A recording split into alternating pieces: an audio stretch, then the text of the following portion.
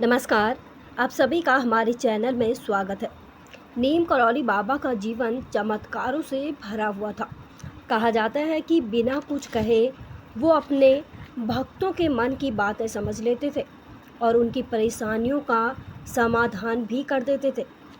नीम करौली बाबा का वास्तविक नाम लक्ष्मी नारायण शर्मा था और उनके पिताजी का नाम दुर्गा प्रसाद शर्मा था।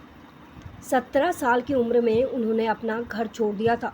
केवल 17 साल की उम्र में नीम करौली बाबा ने अपने घर को त्याग दिया था और अपना जीवन हनुमान जी को समर्पित कर दिया था। कहा जाता है कि जब बाबा उत्तराखंड के प्रवास पर थे, भवाली से कुछ किलोमीटर आगे जाने के बाद बाबा एक घाटी में रुके और सड़क किनारे जो पैरापट होती है उसमें जाकर बैठ गए। सामने पहाड़ी पर बैठे एक आदमी को आवाज़ दी कि पूरन इधर आओ। पहाड़ी पर बैठा आदमी अचंभित हो गया और सोचने लगा कि इनको मेरा नाम कैसे पता। फिर पूरन नीचे आया और बाबा जी को शंका भरी नज़रों से देखने लगा। बाबा जी बोले, घबराओ मत, मैं तुम्हें कई जन्मों से जानता हूँ। मेरा नाम नीम करौली है। हमें भूख लगी है, हमारे लिए भोजन की व्यवस्था करो। पूरन घर जाकर अपनी माँ को बताया कि माँ, नीचे पैरापट पर एक संत बैठे हैं और अपना नाम नीम करौली बता रहे हैं और उन्हें भोजन मंगाया है। घर में दाल रोटी बनी थी। पूरन की माँ जी ने बाबा को वही परोस दी।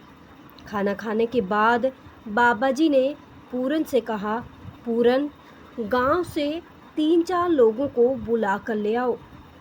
पूरन गांव से 3-4 लोगों को बुला कर ले आया। उन सभी लोगों को लेकर बाबा जी नदी के पार जंगल में गए और उन सभी से कहा कि यहाँ पर खुदाई करो।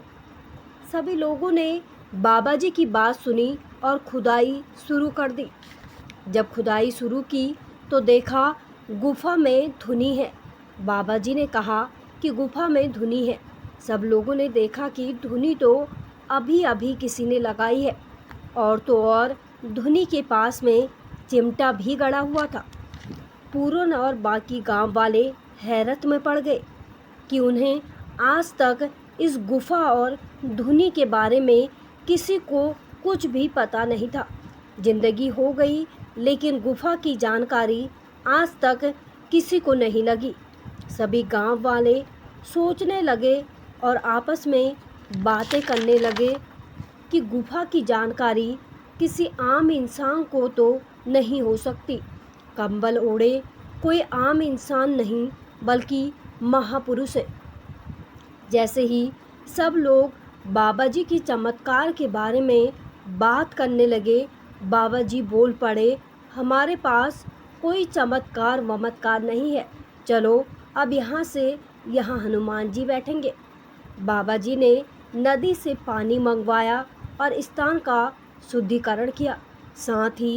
साथ वहाँ कुटिया नुमा जगह बना दी। फिर कुछ दिन बाद बीत जाने के बाद बाबा जी ने पूरन को बताया कि पूरन, ये सोमवारी वाले बाबा जी की तपोस्थली है, इसका पुनरुद्धार करना है। अब सब जानकर हैरान हो जाएंगे कि यही जगह आज कैंची धाम के नाम से विख्यात है। कैंची धाम की ओर जो सड़क जा रही है वो कैंची की तरह 2 तीखे मोड़ जैसे दिखाई देती है, इसीलिए इस जगह का नाम कैंची धाम रखा गया। आज के लिए बस इतना ही। सच्ची और रोचक बातें जानने के लिए जुड़े रहिए हमारे और चैनल को सब्सक्राइब ज़रूर कीजिए।